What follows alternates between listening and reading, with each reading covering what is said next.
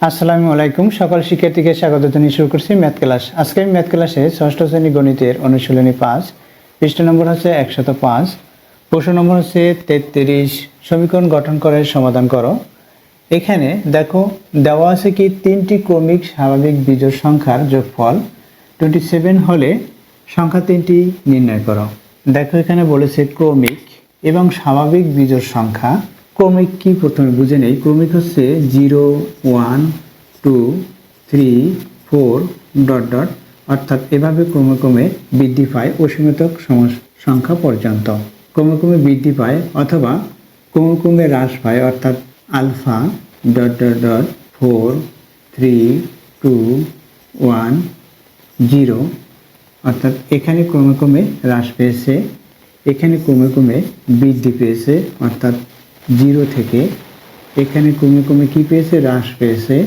দেখো উপরের দিকে বৃদ্ধি পাচ্ছে। এখন এটা হচ্ছে ক্রমিক সংখ্যা। এখন এখানে বলেছে বিজোড়। বিজোড় কি? যেমন 1 বিজোড়, 3 বিজোড়। কেন এগুলো বিজোড়? যে সকল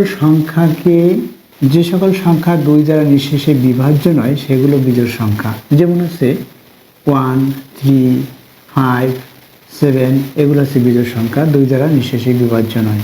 এখন স্বাভাবিক বিজোড় বলছে, অর্থাৎ স্বাভাবিক সংখ্যা, ন্যাচারাল নাম্বার, স্বাভাবিক সংখ্যা। শূন্য ব্যতীত সকল ধনাত্মক অখণ্ড সংখ্যাই হচ্ছে স্বাভাবিক সংখ্যা। স্বাভাবিক সংখ্যাকে n দ্বারা প্রকাশ করা হয়। 1, 2, 3, 4, 5 ডট ডট এগুলো হচ্ছে স্বাভাবিক সংখ্যা। শূন্য ব্যতীত সকল ধনাত্মক অখণ্ড সংখ্যাই হচ্ছে স্বাভাবিক সংখ্যা। এখন স্বাভাবিক বিজোড় বলেছে, আবার এটা হচ্ছে বীজগণিতিক ভাষা, সুতরাং আমরা বীজগণিতিক রাশি হিসেবে মনে করব। তাহলে বীজগণিতিক রাশি কি কি মনে করতে পারি? যেখানে 0, 1, 2, 3, 4 এভাবে হয়েছে এইগুলো, তাহলে আমরা এভাবে x প্লাস 1, x প্লাস 2 এভাবে করে রাশি ধরে নিতে পারি, অথবা x মাইনাস 1, x মাইনাস 2 এভাবে করেও ধরে নিতে পারি। এখন বিজোড় যদি x এর মান 0 হয়, যেহেতু এটি স্বাভাবিক সংখ্যা বলেছে, তাহলে x এর মান 0 হবে না, 1 থেকে শুরু হবে। x এর মান 1 হলে এটা হবে 2, এটা হবে 3 এভাবে, অর্থাৎ 1 হলে 1 এর সাথে, দেখো কেন এটা 3 বলেছি, এখানে x প্লাস 2, x এর মান যদি 1 হয় তাহলে 1 প্লাস 2 অর্থাৎ 3 হবে। এখানে কি হলো, এখানে 2, এটা হবে 3, x প্লাস 2 হচ্ছে 3। তাহলে বিজোড় কোনটি? যদি আমরা x এর মান 1 ধরি তাহলে এটা বিজোড় হবে, এটা জোড় হয়ে যাবে। x এর মান 1 যেহেতু, তাহলে এটা তখন আবার বিজোড় হবে। যদি x এর মান 2 ধরি, অর্থাৎ x ইকুয়াল যদি 2 হয়, তখন এটা হবে জোড়, এটা হবে বিজোড়। এভাবে করে ধরে নিতে পারি।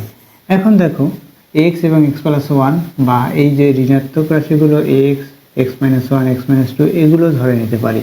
দেখো যেহেতু এখানে তিনটি ক্রমিক বলেছে স্বাভাবিক বিজোড় সংখ্যা, ক্রমিক অর্থাৎ ক্রমে ক্রমে বৃদ্ধি পেয়েছে সেভাবে আমরা মনে করব।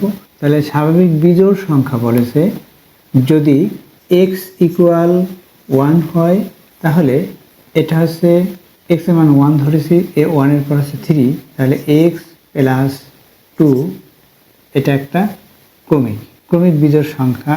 আবার x এর মান 1, তাহলে এইটা 1 হলে এটা হচ্ছে 3 হবে। এরপর হচ্ছে 1 এরপর 3 এরপর হচ্ছে 5, অর্থাৎ x প্লাস 4 এটা হচ্ছে 5 হবে।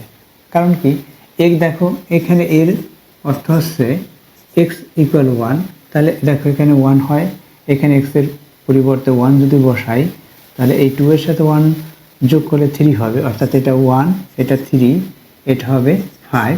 তাহলে এগুলো হচ্ছে বিজোড় ক্রমিক স্বাভাবিক সংখ্যা। তাহলে দেখো, তাহলে কি লিখবো আমরা? মনে করি তিনটি বিজোড় ক্রমিক স্বাভাবিক সংখ্যা হচ্ছে, লিখি মনে করি, যেহেতু এখানে তিনটি বলেছে, দেখো তিনটি বিজোড় ক্রমিক স্বাভাবিক সংখ্যা যথাক্রমে x, x প্লাস 2 ও x প্লাস 4। এখন কি বলেছে দেখো, তিনটি ক্রমিক স্বাভাবিক বিজোড় সংখ্যার যোগফল, ক্রমিক স্বাভাবিক বিজোড় সংখ্যার যোগফল হবে x plus 2 plus x plus 4, এটা প্রশ্ন মতে x plus 2 plus x plus 4 equal কত? এখানে 27 আছে 27, এটা হবে বা। এখন আমরা এখান থেকে কি ব্র্যাকেট তুলে দেবো, অর্থাৎ ব্র্যাকেট লিখবো না। তাহলে কী হবে? X plus 2 plus x plus 4 equal 27 বা। এখানে কয়টি এক্স আছে দেখো, এই একটি, এখানে এই একটি, দুইটি, এটা তিনটি, অর্থাৎ 3x। এরপর হচ্ছে ডিজিট আছে এখানে 4, এখানে 2, অর্থাৎ 6 ইকুয়াল 27। যেহেতু আমরা এক্স এর মান বের করব, সুতরাং এই 3x এর সাথে এই যে ডিজিটটি প্লাস আছে এটা পক্ষান্তর করে রাইট সাইডে নেব। পক্ষান্তর করলে আমরা জানি এই সাইন যে আছে বা প্রোগ্রেসিভ যেটা আছে এটা বিপরীত হবে, অর্থাৎ কি হবে? 3x equal 27 minus 6। এই প্রোগ্রেসিভ প্লাস ছিল, সেটা মাইনাস হলো, অর্থাৎ লেফট সাইড থেকে রাইট সাইডে নিয়েছি, তখন পরিবর্তন হলো প্রোগ্রেসিভ। এটাকে বলা হয় পক্ষান্তর। তাহলে লিখি পক্ষান্তর করে আমরা কি করেছি? পক্ষান্তর করেছি।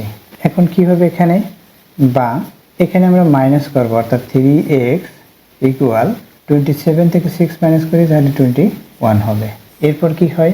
x এর মান যেহেতু বের করব, তাহলে x এর সাথে 3 গুণ আকারে আছে, গুণের বিপরীত ভাগ, সুতরাং 3 কে বাদ দিতে হলে উভয় পক্ষকে 3 দ্বারা ভাগ করতে হবে, অর্থাৎ এই 3টা বাদ দেবো। তাহলে এখানেও 3 দ্বারা ভাগ করবো, এখানেও 3 দ্বারা ভাগ করবো। তাহলে কি হয় দেখো, 3 দ্বারা ভাগ x ইকুয়াল 21/3, এটা হবে বা x ইকুয়াল 7, অর্থাৎ x ইকুয়াল 7, এটা হলো।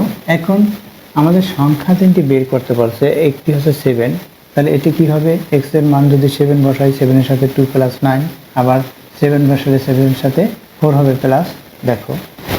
অতএব সংখ্যা তিনটি যথাক্রমে x equal 7, x plus 2 equal 7 plus 2 অর্থাৎ 9, ও x প্লাস 4 ইকুয়াল 7 প্লাস 4 কি হয়?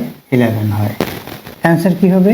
অ্যান্সার কি পেয়েছি দেখো, 7 পেয়েছি, 9 পেয়েছি এবং 11 পেয়েছি। এটা হচ্ছে অ্যান্সার।